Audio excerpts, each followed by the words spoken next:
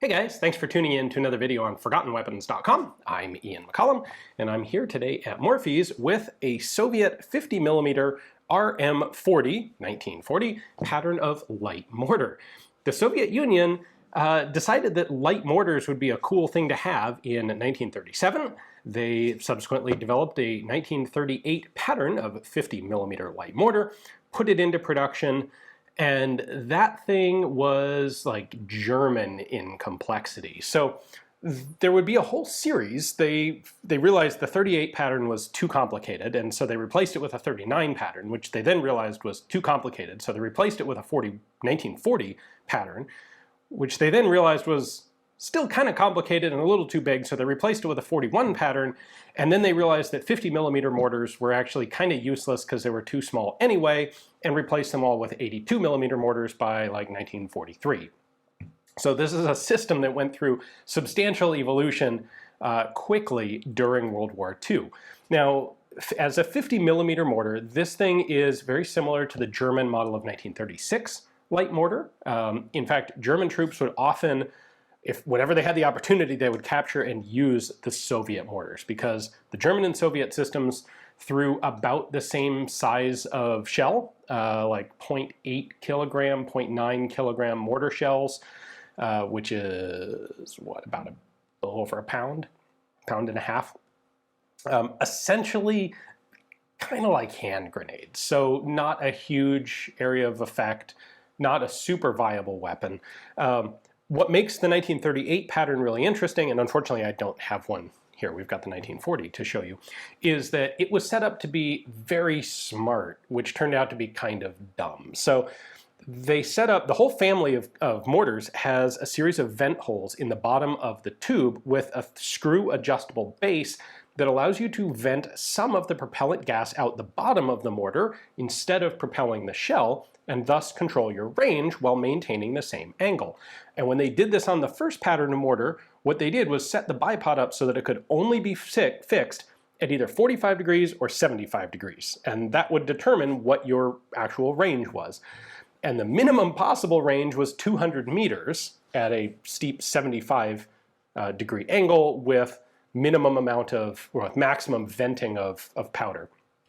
Well, 200 meters is an awfully unhelpfully long minimum range for a light 50mm mortar. You really wanted to be able to drop shells closer than that. Now, they could go out to something like 800 meters at 45 degrees with no venting, and that was good, but this overall system, not great. By fixing the bipod at two specific angles, it also meant, like, what if you're not on flat ground? You're kind of screwed. So that went out, and they replaced this with the 1939 pattern, which hopefully I do have an example of here. It's not Morphy's, but it's one that we have on loan so that I can show you the difference between the 39 and the 1940, because the capabilities are very similar, but the change in manufacturing and quality standards and complexity is fascinating to see. So let's get rid of the table, let's set these both up on the ground and take a look at what happened to Soviet light mortars during World War II. Sorry for the interruption, just want to say that today's video is brought to you by Headstamp Publishing, with an extensive catalog of books on all sorts of interesting and esoteric small arms, everything from World War II small arms to Imperial Japanese swords to the earliest of revolvers and Cold War battle rifles. There is something at Headstamp for every firearms enthusiast. Check it out, links in the description text below. All right, so here's our 1939 pattern. This is really a pretty nice mortar. They put a lot of work into manufacturing this. It's already slightly simplified, but at this point they've kind of gone from too complicated and a bit dumb to high quality manufacture, but a more realistic feature set. So at this point, the bipod can be set wherever you want it. We have nice screw adjustable windage right there. You've got another adjustable hand thread here for adjusting the width of the front bipod feet. These, of course, fold up. If you want to adjust the height, there we go, the height of the thing, you've got another crank handle down here that you can use. All very nicely manufactured. The sight would have been mounted right here. Unfortunately, I don't have the sights, but you can see that the sight has two mounting positions. one for that 45-degree angle and one for 75. Because while the bipod can be set anywhere, they're still using those two angles and the venting at the base to control range. All right, so down here at the bottom we have range adjustment. The shell drops down to here. These, by the way, are all fixed firing pin mortars, so all you do to fire them is drop the shell down the top, and when it hits the bottom, it'll automatically detonate and fire. So you have an adjustable series of vent holes right inside here that this hand crank controls, and as we screw it up, more and more of the vent is exposed. So some of the gas, instead of propelling the cartridge out, goes down and comes out that vent hole, which you want facing downward into the ground. It comes out there to reduce the range of the shell.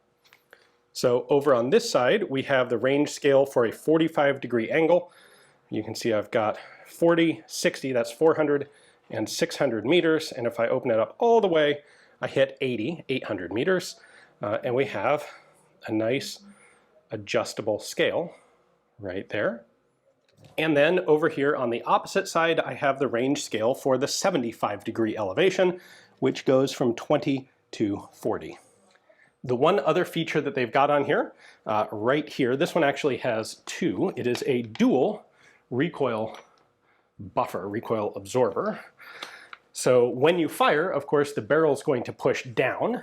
And when that happens, let's see if I can simulate it here. When that happens, the barrel goes down, the bipod essentially goes out, and these two shock absorbers will absorb some of that impact. This is really not necessary for a 50mm light mortar. Even the Germans didn't put this sort of thing on, but the Soviets did. Now that you've seen the state of the nice 1939 pattern, now let's go back to 1940 here, and you'll see that, wow, they have made a whole lot of simplifications in manufacture. Most of the features are actually still here. So this is still a freely adjustable mortar. They've wisely avoided going back to fixed angles for the bipod. There's still a threaded adjustable section. We'll take a look at that. There are open vents in the bottom of the tube to control range.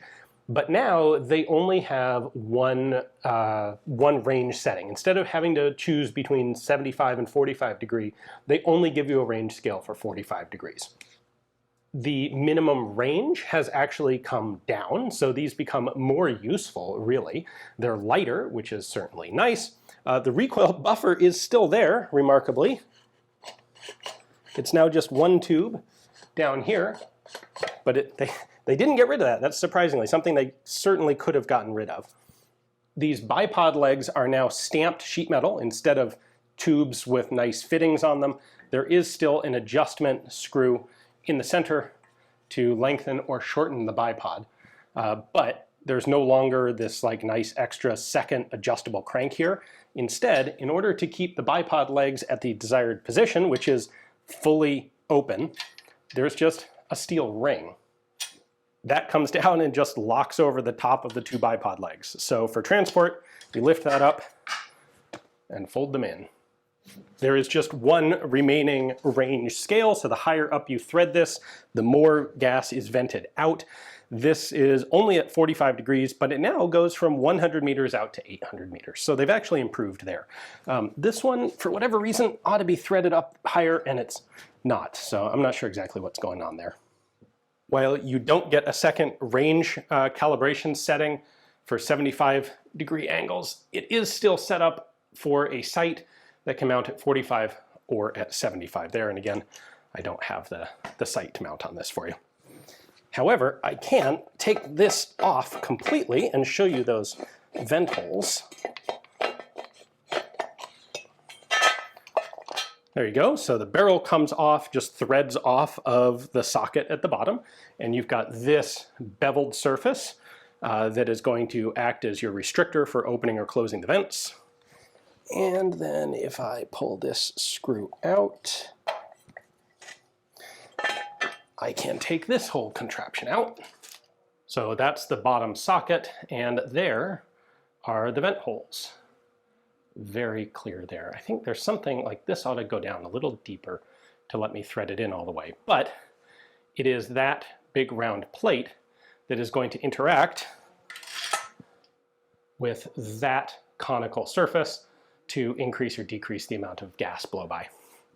Also, of course, they have replaced the fine machined solid base plate with just a chunk of really heavy gauge stamping with some texturing in it so it'll stick into the ground.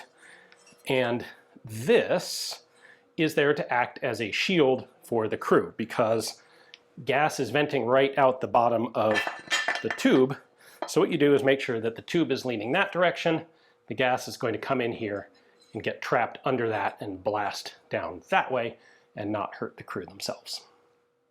And by the way, while we're down here looking at it, there is the original data tag on this, 1940 production and serial number.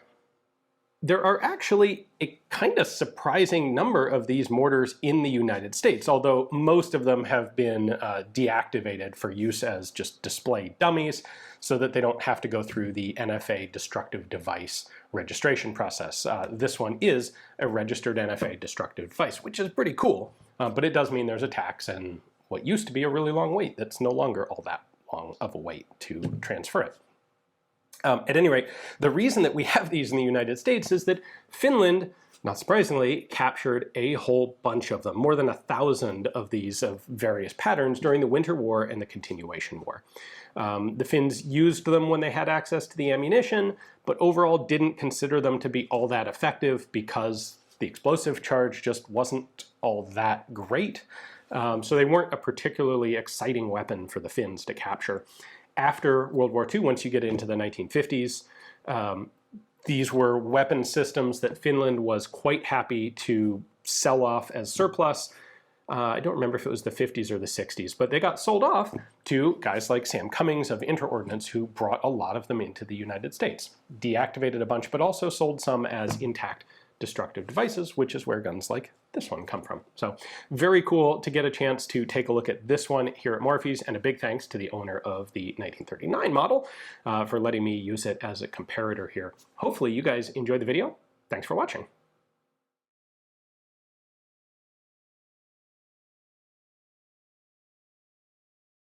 Sorry for the interruption, just want to say that today's video is brought to you by Headstamp Publishing, with an extensive catalog of books on all sorts of interesting and esoteric small arms, everything from World War II small arms to Imperial Japanese swords to the earliest of revolvers and Cold War battle rifles.